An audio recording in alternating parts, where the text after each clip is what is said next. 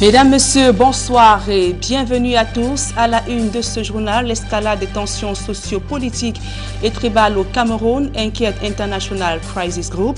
L'ONG appelle au calme ainsi qu'au dialogue sur la crise anglophone, de même que la réforme du système électoral pour apaiser les tensions dans le pays. C'est l'essentiel d'un rapport rendu public hier.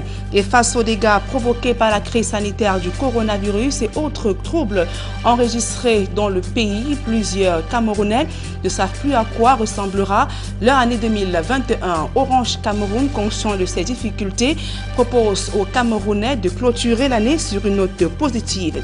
Nous allons donc recevoir sur ce plateau du 20h Tatiana Quin, manager marketing à Orange Cameroun. Voilà pour le sommaire.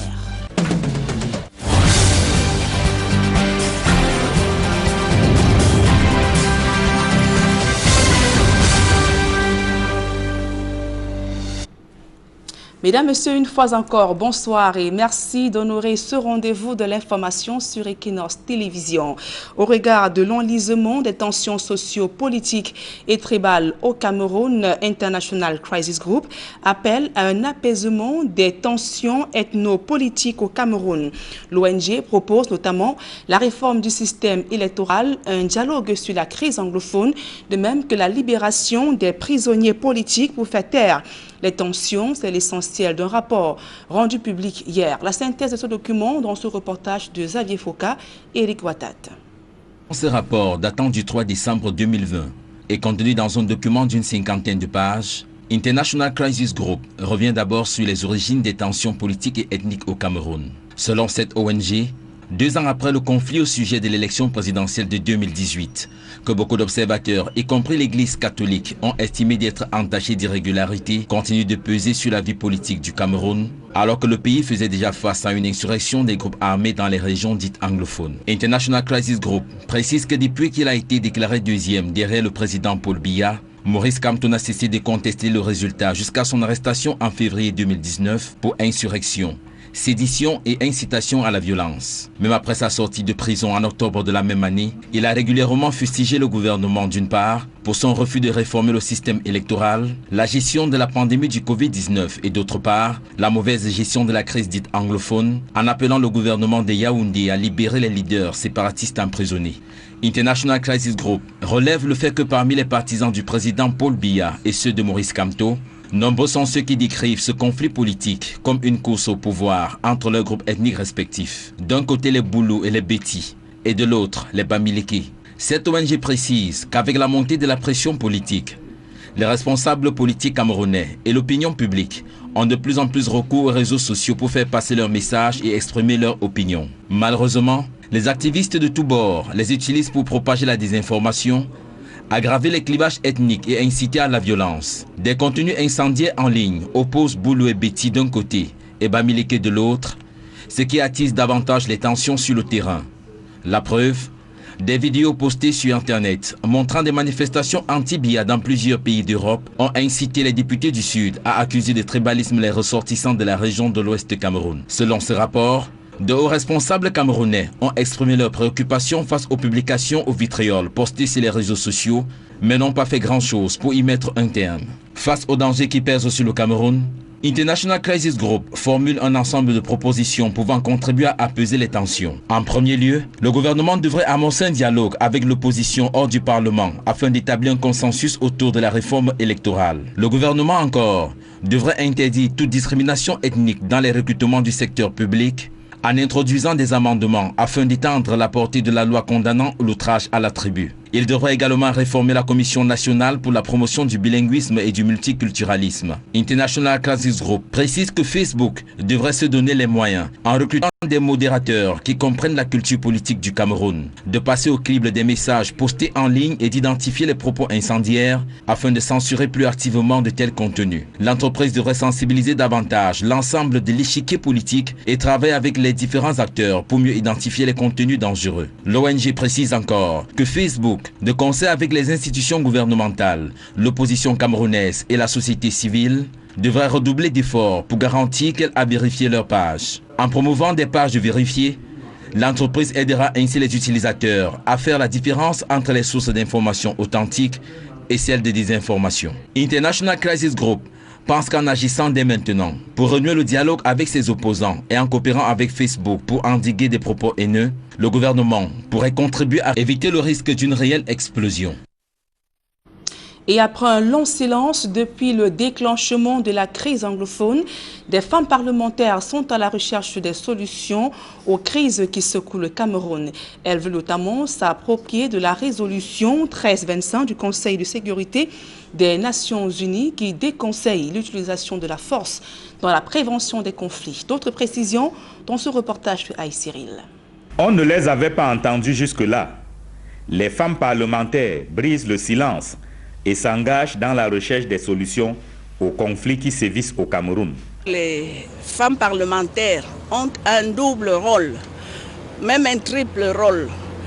Nous sommes d'abord des femmes et dans le cadre des conflits qui existent dans notre pays, vous savez que les femmes et les jeunes filles sont les premières victimes de ces conflits.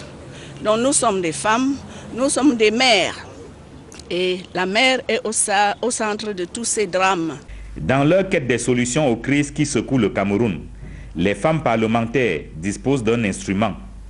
La résolution 1325 du Conseil de sécurité des Nations Unies encourage la contribution des femmes et déconseille l'utilisation de la force dans la prévention des conflits. Nous allons commencer par nous initier à la résolution 1325 qui est la résolution du Conseil de sécurité des Nations Unies qui fait en sorte que la femme soit impliquée dans la résolution des conflits, non pas par les moyens armés, non pas par la force, mais par une approche non violente. Mais pour bien comprendre et s'approprier les objectifs de la résolution 1325 du Conseil de sécurité des Nations Unies, les femmes parlementaires s'attachent les services de Women International League for Peace and Freedom. La section Cameroun de WILF organise un atelier à leur intention à Yaoundé. Il était important pour elles, en tant qu'élues du peuple, de comprendre véritablement quel rôle qu'elles peuvent jouer. D'abord en tant que femmes, mais aussi en tant qu'élues du peuple, dans la prévention des conflits et la consolidation de la paix au Cameroun. L'atelier de Yaoundé vise à identifier des éléments qui permettront aux femmes élues du peuple de comprendre leur rôle dans la prévention des conflits et d'élaborer une feuille de route avec des actions concertées en faveur de la paix pour l'année 2021. Fait-on savoir. Et dans les couloirs de la justice à présent, les avocats maintiennent la pression malgré la libération de leurs confrères incarcérés. Le barreau du Cameroun exige toujours l'identification des auteurs des violences contre les avocats ainsi que des sanctions à leur endroit. De plus, le Conseil de l'ordre maintient également le boycott des audiences criminelles et même électorales. D'autres précisions dans ce reportage de Guizot. Ils ne lâchent rien.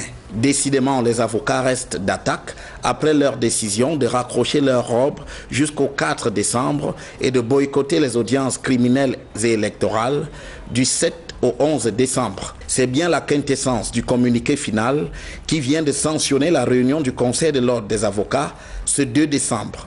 Cette décision se justifie selon le Conseil de l'ordre par le fait que bien que les 4 avocats brièvement incarcérés à Douala récemment ont été relaxés, aucune sanction n'a été prise contre les auteurs des violences à leur endroit parmi les forces de l'ordre. À l'évidence donc, pour le barreau, il n'est pas question de lever le mot d'ordre de grève qui va courir jusqu'au 11 décembre. La même fermeté est également observée au sujet des avocats qui ont pris le contre-pied du barreau dans une correspondance publique. Il est annoncé le déclenchement des procédures disciplinaires à leur encontre. Dans une posture d'ouverture, le barreau souligne par ailleurs qu'il demandera la réactivation du groupe de travail Mine-Justice Barreau du Cameroun qui est manifestement en berne. Le barreau se préoccupe aussi de l'organisation des obsèques du bâtonnier Charles Tchakouté-Patier qui ont été reportées sine-die. Il est question d'y associer toutes les compétences pour leur réussite. Évoquons à présent ce bras de fer entre le maire de Fumban, Patricia Tomano Ndamjoya, et le sultan roi des Bamoun. Au centre de la discorde, les travaux de réfection de la porte d'entrée ravagée par les flammes il y a quelques jours. Le maire UDC estime que le monument relève du patrimoine de la municipalité et demande donc au sultanat d'obtenir la procédure d'autorisation dont sur le site de violents affrontements ont éclaté entre les deux parties. Mama Soufone et Eric Fopoussi. Quelques jours seulement après la survenance de l'incendie ayant ravagé le monument des 3 tours de la porte d'entrée de Fumban, département du Noun, à l'ouest Cameroun, la ville reste un brasier sous haute tension. Patricia Tomano Ndamjoya s'oppose aux travaux de reconstruction engagés par le sultan roi des Bamoun. J'en ai assez que mon autorité soit bafouée. Je suis maire de la ville où je ne suis pas le maire. Vous êtes le procureur pour me protéger ou vous ne l'êtes pas. Ces éléments de force de l'ordre, où ils protègent la monarchie, comme j'ai vu aujourd'hui, où ils protègent la République. Une vidéo devenue virale montre un vif échange entre Madame le maire de Fumban et le procureur de la République. Je suis là pour qu'on arrête les travaux. Monsieur le procureur, on n'arrête pas ces travaux, je ne pars pas d'ici. Je vais dormir ici, parce que je suis quand même le maire de la ville. Demandez à ces personnes qui leur a demandé de construire ça, s'ils ont une autorisation de la mairie, même si c'est pour eux, mais ce bâtiment est un bâtiment public. Donc, pour la République que vous représentez, demandez qu'on arrête ces travaux. Et après, on va voir à qui appartient l'autorité de demander qu'on commence les travaux ou qui doit faire les travaux. C'est tout. Je ne demande rien d'autre, je ne veux pas de problème. Pendant de longues heures, Patricia Tomano Ndamjoya immobilise son véhicule sur le site des travaux pour bloquer l'évolution du chantier. L'atmosphère s'électrise davantage. J'ai répondu à la lettre de Bobo Njoya et j'avais écrit un communiqué. Tout ce que je veux, c'est que vous usez de votre autorité pour arrêter ces travaux. Et si vous n'arrivez pas à arrêter ces travaux, je vais conclure que nous sommes en monarchie. Côté traditionnel, l'on insiste sur la dimension historique du monument. Les Fulbe, avec des raids réguliers et récurrents, tout le temps, ils venaient dans l'espoir d'islamiser les Bamoun. Un certain Fife, celui qui est allé voir le 11e roi de la dynastie, à l'époque c'était Mbombo, le 11e roi de la dynastie. Il lui a dit le seul moyen de contrer ces attaques-là, ces assauts-là, il faudrait faire un fossé d'une profondeur de plus de 3 mètres. Le fossé de 3 mètres sera donc construit autour de la ville, laissant une seule porte d'entrée et de sortie. C'est un lieu sacré que les Bamoun tiennent beaucoup à cœur. Les Bamoun sont trop attachés à cette entrée-là. Pour l'heure, difficile de concilier les deux camps, Madame le maire a rassemblé ses partisans dans la soirée de mercredi 2 décembre 2020 pour dénoncer les violences subies. De faire agresser Madame le maire devant vous, dans sa ville, et avant de casser 2 vitres de ma voiture, ils ont versé l'essence dans ma voiture. Devant l'autorité qui se dit autorité leader. Vous êtes un leader? Non, c'est pas ça.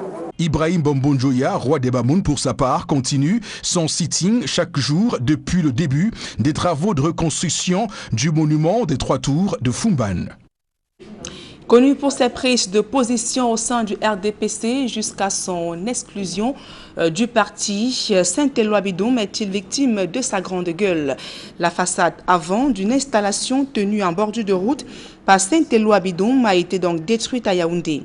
Selon des témoins, les engins de la mairie de la ville sont arrivés en pleine nuit avant de procéder à la destruction. L'ancien maire de la commune de Yaoundé 6e parle d'un règlement de compte par des personnalités tapies dans l'ombre. Nous l'écoutons. Je suis parti d'ici hier à 22h. Je suis arrivé chez moi à 22h30. Et à 22h32, on m'a appelé que les engins de la communauté urbaine étaient là pour casser la structure. Je suis donc revenu. Mais quand je suis arrivé, ils avaient déjà cassé. C'est ce matin que j'apprends que celui qui avait la responsabilité de casser a dit à ses amis que j'aurais traité les élus de grabataires Et les grabataires ont donc décidé de me montrer ce dont ils sont capables. Qu'est-ce que je n'ai rien à me reprocher. Sur le plan de la distanciation, je suis à plus de, c'est-à-dire qu'à plus de 9 mètres de la route. Là, j'ai tout simplement aménagé pour faire la propreté, pour que ce soit propre. C'est pour ça que j'ai mis les carreaux, il n'y avait pas de bâtiment là-bas. Au cœur de ce journal, le difficile accès à l'eau potable, de même que l'enclavement des bassins de production et les pratiques de sorcellerie, plombent le développement de l'arrondissement d'Ngoumou. Des comités de vigilance et de développement ont été mis sur pied avec pour mission d'œuvrer à la veille sécuritaire et de même améliorer les conditions de vie des populations. Rodrigue Ngassi, Marcelin Gansop. 3 semaines de périple et voici que le sous-préfet de Ngoumou a touché du doigt les réalités auxquelles font face les populations des 52 villages qui constituent son unité de commandement. Nous avons relevé ici le problème d'électrification, le problème d'approvisionnement en eau potable, le problème d'infrastructures routières. Il y a également le problème de sorcellerie qui sont revenus en surface. Il me semble que nous avons pris la pleine mesure. L'autorité traditionnelle résume ainsi les difficultés qui sont communes à tous les 52 villages de l'arrondissement. Certaines sont évidemment plus préoccupantes que d'autres et leur ampleur varie d'un village à un autre. Il s'agit notamment de la culture et de la consommation des stupéfiants, ce que nous appelons chanvre indien. Il s'agit également de la sorcellerie dans certains villages où nous avons été marqués, où le chef a coulé les larmes devant ces populations pour exprimer les difficultés qu'il vit avec ces populations. Nous avons constaté également la sous-scolarisation malgré tous les efforts que l'État déploie. Ngoumou veut sortir du sous-développement. Cela nécessite l'engagement de tous, raison pour laquelle dans chacun des villages, des comités de développement et de vigilance ont été créés et installés. Nous leur avons rappelé que les comités de vigilance ne doivent pas se substituer aux forces de maintien de l'ordre. Il faut donc encadrer l'action sur le terrain, notamment beaucoup plus sur la dénonciation et également de relayer l'information. C'est pour ça que les chefs traditionnels au niveau de la base, c'est-à-dire les 3e degrés, doivent être des coordonnateurs et veiller à ce que ces comités de vigilance jouent pleinement leur rôle. Ça a été l'occasion pour nous de rappeler aux chefs traditionnels qu'ils sont des garants de nos traditions. Ils sont l'interface entre les populations et l'administration et donc ils doivent également à leur niveau, sans toutefois attendre l'autorité administrative, trouver des solutions, lutter contre les fléaux qui minent nos populations. Aux côtés de l'administration, l'exécutif municipal entend tracer la voie, celle qui permettra aux différentes localités de poser les jalons du développement attendu. C'est pour ça que nous avons accompagné monsieur le sous-préfet dans les 52 villages. Ces comités iront vers les populations recueillir les différentes doléances. Les projets qui doivent arriver à la mairie doivent être maturés. Et là, nous nous prenons en charge. Et comme nous nous occupons de tout l'arrondissement, nous ne pouvons pas résoudre tous les problèmes à la fois. L'union fait la force. Aussi, le sous-préfet de Ngoumou a-t-il demandé aux populations d'abandonner les mauvaises pratiques telles que la sorcellerie pour fédérer les énergies autour du seul intérêt qui compte, celui du développement de l'arrondissement. L'accès aux différents services sociaux de base reste encore un défi majeur. L'actualité hors de nos frontières à présent, le fléau des armes légères et la zone de libre-échange continentale au cœur du 21e sommet extraordinaire de l'Union africaine. Les travaux s'ouvrent demain et c'est par visioconférence que les chefs d'État vont échanger sur ces différentes thématiques. Le président Paul Biya sera donc représenté par le ministre le jeune Bella Bella des Relations extérieures. D'autres précisions avec Ladi Sidi. C'est un sommet pour faire taire les armes en Afrique. Avec la présence des groupes armés au nord-ouest et au sud-ouest du Cameroun, Boko Haram à l'extrême nord et dans une partie du Nigeria, des groupes armés dans le Sahel, le bassin du lac Tchad et une partie de la Corne de l'Afrique. Les chefs d'État ont 2 jours pour faire le point sur cette question qui préoccupe énormément le continent, fragilisé par la prolifération du terrorisme, l'extrémisme violent, la radicalisation, le séparatisme et les flux d'armes illicites. D'où le thème de ce 14e sommet extraordinaire de l'Union africaine, faire taire les armes, créer des conditions propices au développement de l'Afrique. Les dirigeants africains devront donc réfléchir sur les moyens à même de mettre fin au conflit et se pencher sur les causes profondes des crises qui secouent certains pays africains. Tous s'accordent à dire que la stabilité économique de l'Afrique passe par l'éradication des milices séparatistes et groupes armés. Ils appellent par conséquent au respect de la légalité internationale, du bon voisinage et la non-ingérence, tout en insistant sur l'interdépendance entre paix, sécurité et développement pour une paix durable en Afrique. Les enjeux de ce sommet extraordinaire de l'Union africaine sont donc connus. Il ne reste plus qu'à attendre les résolutions au terme des concertations. 2020, année de tous les maux, ils sont nombreux ces Camerounais qui ont traversé des moments extrêmement difficiles aggravés par la pandémie de coronavirus. Plusieurs personnes ont perdu leurs proches ou encore un emploi, en plus de la difficile équation du confinement. Bref, des parents également ont eu du mal à subvenir aux besoins de leur progéniture. Et comment des Camerounais ont-ils vécu, du moins vivent ces derniers jours de l'année 2020? Nos reporters ont recueilli quelques réactions dans les rues de la capitale économique Douala. Vous écouterez également ces populations qui dressent les attentes pour l'année 2021. Nous les écoutons. Nous sommes en période de fête, c'est comme si nous étions au mois de septembre où tout le monde est triste par rapport à la rentrée. Alors qu'en décembre, tout le monde doit avoir un sourire. Mais finalement, c'est plutôt le contraire. On croyait que 2020 devait être vraiment 20 sur 20 de meilleur. Mais 2020, vraiment, c'était 20 sur 20 vraiment depuis. 2020 était tellement de malheur jusqu'à maintenant. C'est le malheur qui continue. Donc on ne sait pas ce qui va arriver en 2021. Il nous faut beaucoup d'argent en 2021 pour pouvoir surmonter tous les obstacles que nous avons traversés. Tout était dur, le marché n'a pas donné, rien. L'argent pour améliorer ma situation de vie. De m'offrir une autre moto, autre que celle que j'ai là. J'aimerais bien avoir des vêtements tout neufs. Et du style responsable en fait. Je lui demanderais de m'offrir simplement une Bible, avec le langage dans la Bible, voilà, qui prône déjà un peu l'amour, la paix, la fraternité. Je pense qu'avec ça c'est plus meilleur en fait. J'allais dire une fleur, mais bon, comme on est en Afrique, l'argent pourquoi pas, voilà. Je suis un chef. Non, si on peut me donner une autre épouse, ah oui, j'ai d'abord une, non. Il faut une deuxième, une troisième, possible. Je vais seulement demander à mon épouse de m'accorder encore plus d'amour, plus d'attention. Pas plus d'affection, sa présence, qu'elle me donne aussi beaucoup d'enfants. Comme je suis un piéton, si jamais j'ai un vélo, je crois que je pourrais me déplacer beaucoup plus facile. Un voyage hors de ce pays, je vais m'éclater, aller quelque part. Pourquoi pas dans les îles Caïmans.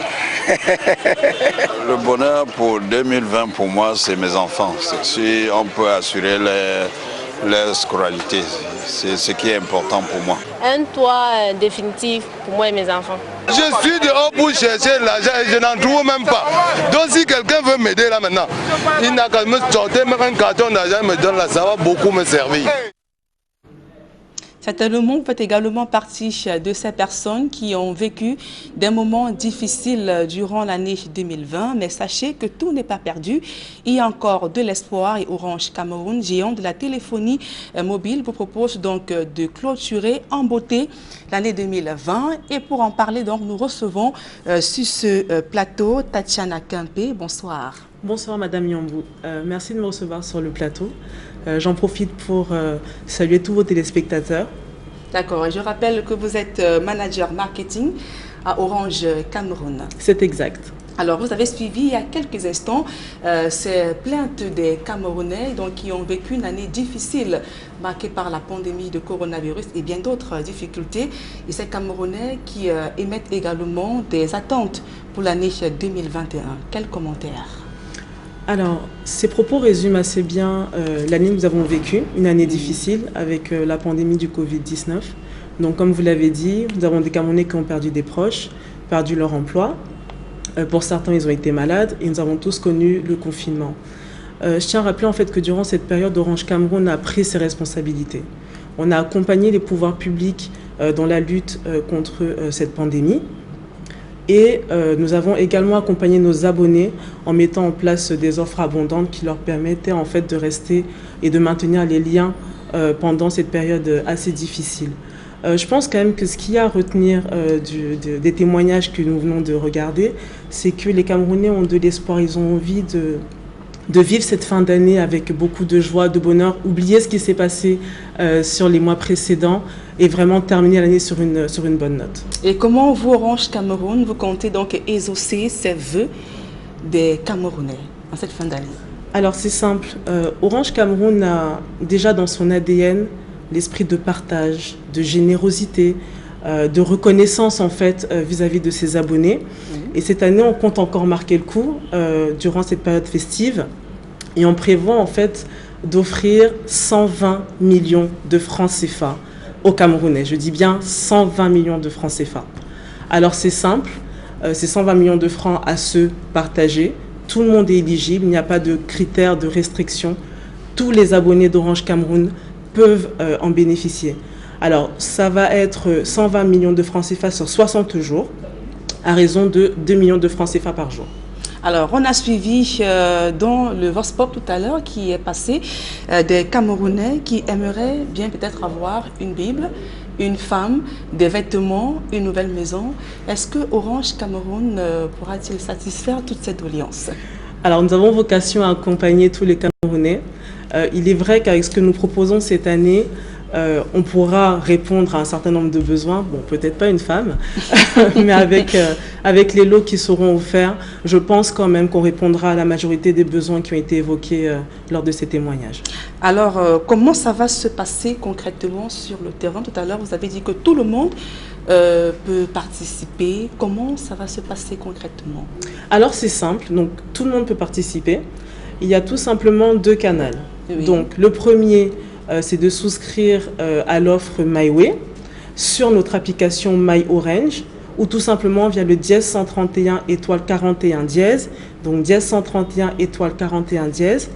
Et le deuxième moyen, c'est tout simplement en allant sur un code qui est assez connu quand même au Cameroun, qui est le dièse 150 étoile dièse, dièse 150 étoile dièse. Donc c'est le portail Orange Money. Et tous les actes en fait qui sont posés dans ce portail-là sont comptabilisés et nous rendent au final éligibles, en tout cas nous donnent une chance de pouvoir remporter un des lots que nous proposons sur cette période. Donc, sur la plateforme, principalement Orange Money, que les populations pourront aller? Exactement. Donc en fait, on a Orange Money, si vous faites un transfert d'argent, un retrait d'argent, payez votre facture aînée et au Kamwata, etc. Tous ces actes-là, en fait, vous permettent d'une certaine façon d'accéder au lot que nous proposons.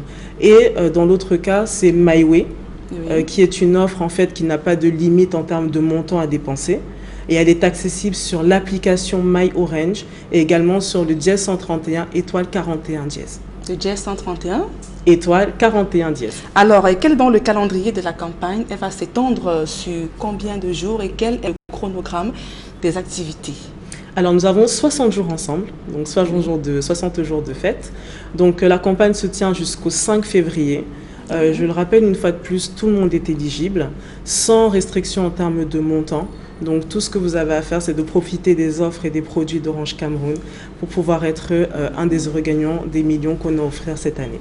Donc le 5 février, certainement, on se retrouvera avec des millionnaires. Exactement. Alors un dernier mot peut-être pour sortir? Alors un dernier mot, j'ai juste envie de dire aux Camerounais, Camerounaises, vivons vivants. Donc n'attendons pas le lendemain, vivons maintenant. Je pense qu'on a eu une année compliquée, donc question de la terminer en beauté et Orange Cameroun est là pour vous accompagner.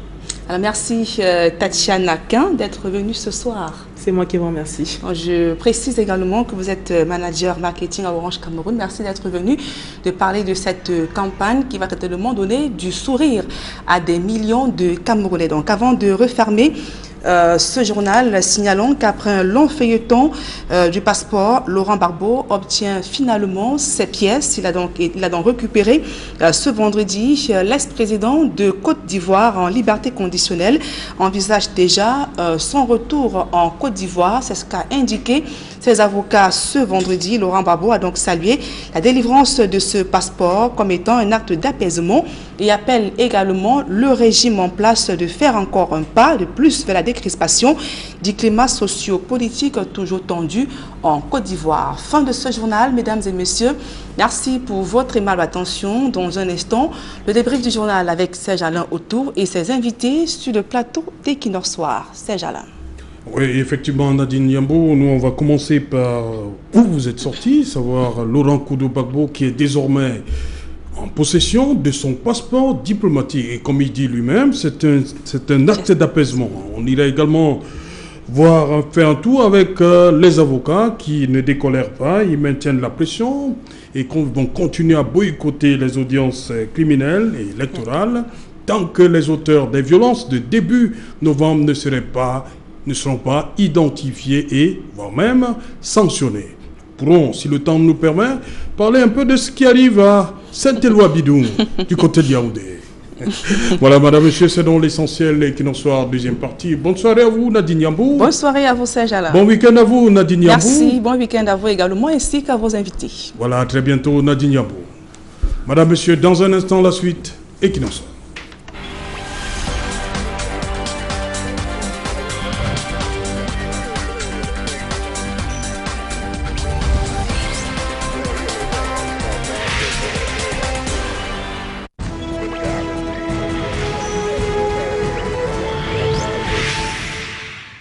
Retour sur le plateau Equinoxoir, deuxième partie, c'est le débrief du journal, madame, monsieur, toujours en compagnie de Joseph René Mboutouzé, Hilaire Maker Zipan, Edmond Kouyaté et Christian Ndjok Congo.